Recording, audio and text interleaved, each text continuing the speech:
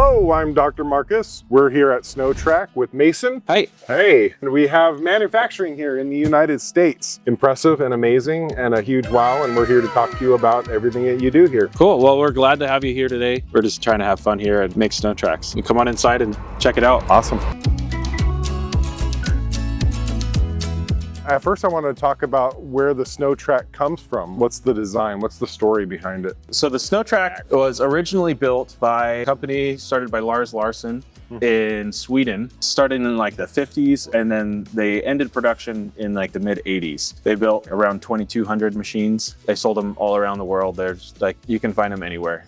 Even they went as far as Antarctica too. So beautiful machines. We picked up the design basically because we liked the aesthetic of it. There wasn't really anything on the market that fit that niche. So these things can get to anywhere that any other vehicle couldn't, right?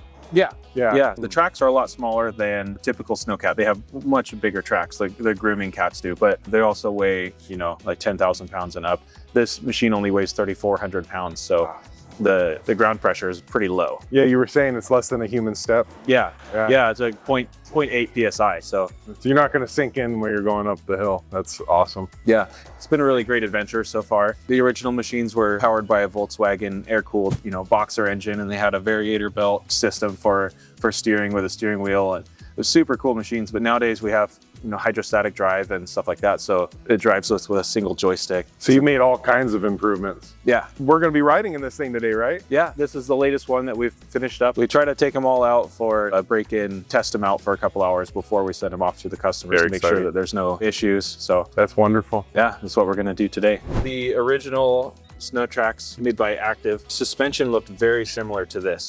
The tensioning system on the back is a little bit different. Now it pulls the wheel back rather than pushing it back, which gives you much better access to the mechanism for tensioning it. So this right here, you just put a wrench on it and spin this, and that pulls this wheel back. So that's one small improvement. It's kind of an example of areas where we've taken the original design and made some improvements to make life easier and make it a little bit tougher. Under what circumstances would you want to tighten up the tracks here? If you have to replace a tire or something, or loosen up, or if your tracks are too loose, because the belts, they stretch a little bit over time. So you have to maintain your track tension. So we make these wheels in-house. These are a solid tire. It's a polyurethane material that's cast straight to the steel. The original machines, they had pneumatic tires. At some point they had solid tires as well, and we just have found that this is a lot more reliable than a pneumatic tire. So we're making those in-house. Moving forward, we make our own drive sprockets in-house too. These are a polyurethane tooth segment that's bolted onto the sprocket, which is,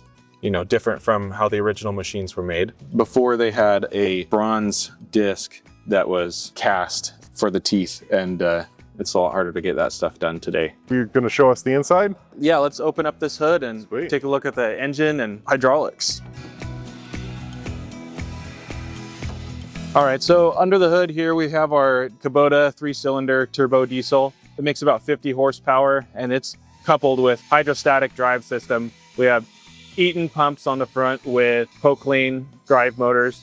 The drive motors have parking brakes built into them that require pressure to release. So if you ever stall the engine or something like that, your parking brakes lock up immediately. And then once the engine is running again, you can move. So it's got safety built into it in that aspect. Otherwise, there's no braking or gas pedal or anything. You just point the joystick where you want to go. Let's check out and see what we got going on the inside. All right, inside the SnoTrac, like I was saying earlier, it's super easy to operate. You have this joystick here. It's on a pedestal. You can move it around, forward, back, up, down to make it comfortable. You have a dead man switch on here, so when you're moving, you have to hold this to be able to move. Otherwise, it'll stop. So you hold the dead man switch, and then you have forward, left, right, backwards. You have some trim buttons on here to adjust how the machine tracks and some other things like that. We've tried to keep it super simple, as much metal as possible. So the whole dash, like none of it's plastic other than the switches, but it's all as robust and simple as we can make it. This is your parking brake switch. It operates the parking brake by sending pressure to the drives on either side to release the parking brake. If your engine dies, then there won't be pressure there anymore, and they'll engage, which prevents the machine from being able to roll around.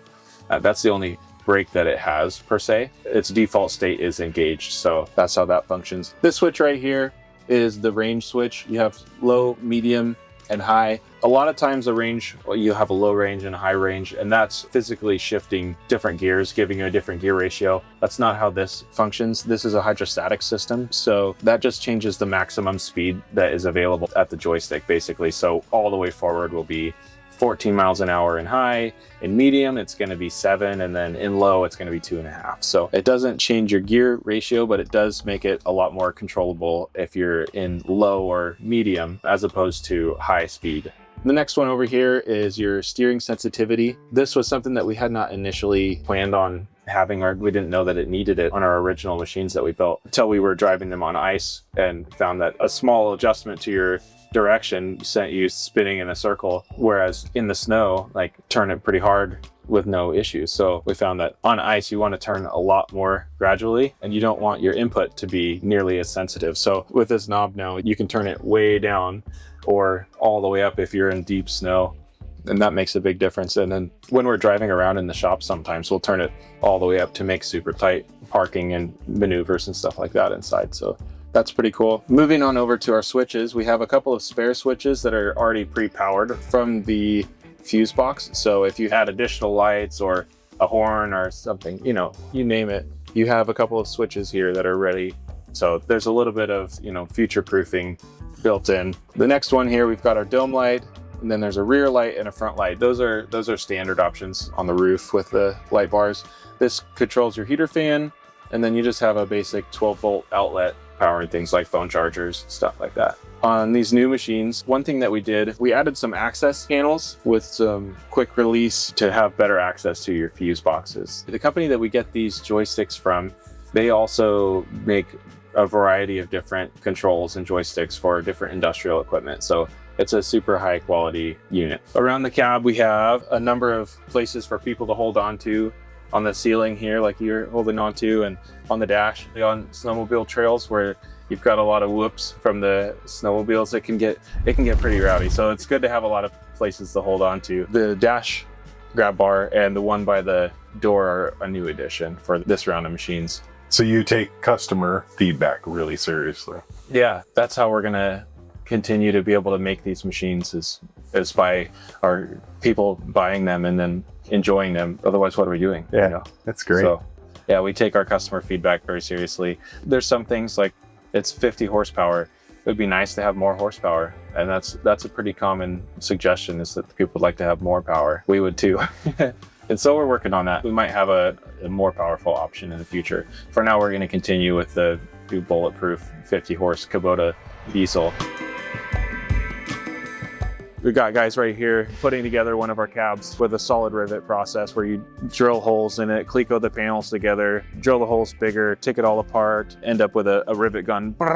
You know, each panel has a pilot hole on one side, and then the flange is just blank. So you put the panel where it goes, clamp it in place, and then drill holes through. And Richard here is putting clecos in to hold the panel in place. And then once they get all the holes drilled out, then they'll start upsizing the holes to the final size, swapping out the clecos.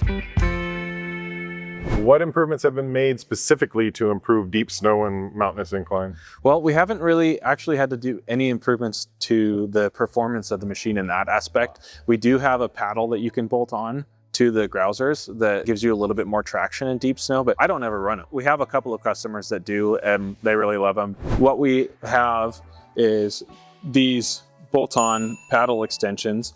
They can bolt on either on the outside or centered or on the inside, and you just place them wherever you want and stagger them. It does improve the performance on the climbing aspect.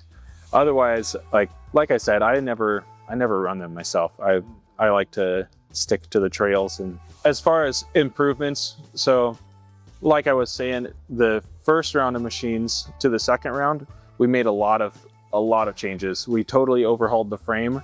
The frame is now constructed with a rectangular profile. It's a 2-inch by 4-inch rectangle tube, whereas the first ones were square. The rectangle tube just helps a lot with the rigidity of the frame. The first frames were all built by hand. We cut every single tube to length by hand and drilled all the holes. These ones are all laser cut on a tube laser, so they kind of click together like Legos, and then the robot welds them up. So it's a totally new frame design. Second batch of machines, we also had hard tires. but they were even harder than these ones, which resulted in more vibration than we would have liked. So now this is version 3 of the machine, and it has version 2 of the hard tires.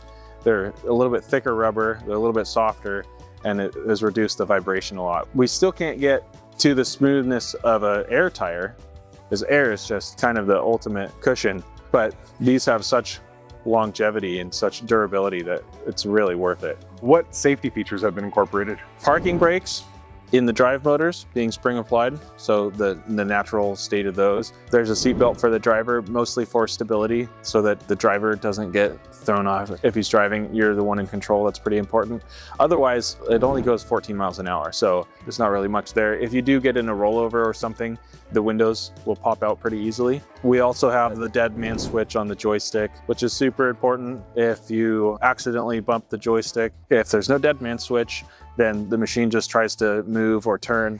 That could be pretty bad. There's obviously the park brake switch. We make it a standard practice to turn on the parking brake whenever people are getting in or out of the machine, or if you're just parked and sitting there, leave the parking brake on. So what materials did you use for the frame and the body? Body is all aluminum. The hood is fiberglass, and then all of the drivetrain and the frame, that's all steel. There's a lot of benefit to having the stuff that's down low be out of steel, and then everything up above that aluminum. Aluminum is a lot lighter, so you lower your center of gravity and improve your rollover angle. Your frame is all steel, which is 400 pounds. Your engine's about 500 pounds. And then the cab, it only weighs 175 pounds. 2 guys can lift up the cab and move it around. It's a lot lighter than it looks.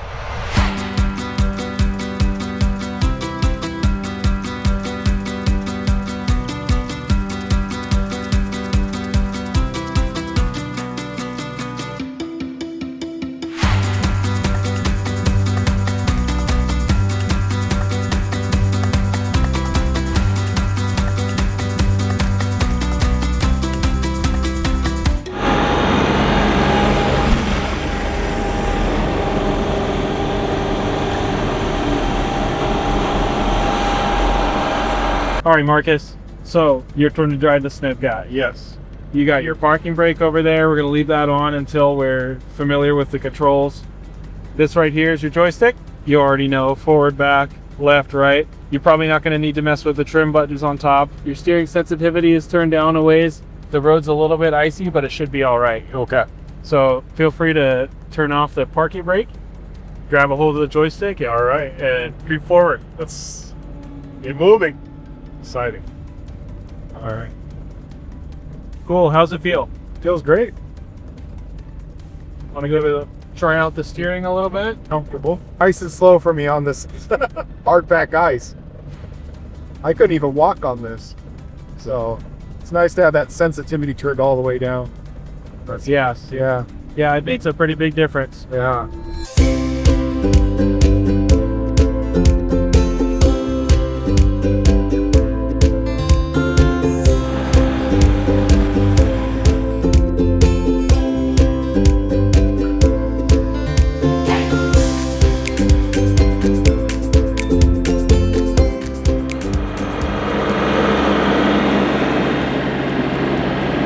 All right, Mason, I wanted to thank you for taking us on this adventure and showing us what your machine can do out there in the snow. Didn't really get to touch very much grass today. It's under the hard pack.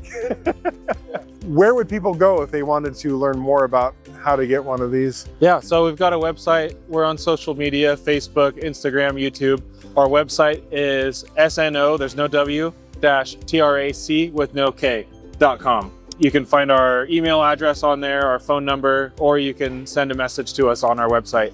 Awesome. Thank you so much for your time. I Yeah. really appreciate you. Thank you for coming. Thank It was you. a great time. Awesome. Hey there, Dr. Marcus Rowe with Touchgrass here. I've been thinking a lot about trees over the last couple weeks, like really thinking. I had the time since we just welcomed our 6th child into the world, and I've been spending so much time with the others in adjusting, especially the next youngest. Children are like saplings. We have to tend to them regularly and keep them standing upright, especially outside the protection of a big forest. Most people look at a big old oak and they think, wow, that thing must be strong. And yeah, it is strong, but here's the secret. The real magic of a good tree isn't in all those branches reaching for the sun, though so important. No, the real work is unseen and hidden. The secret's down low.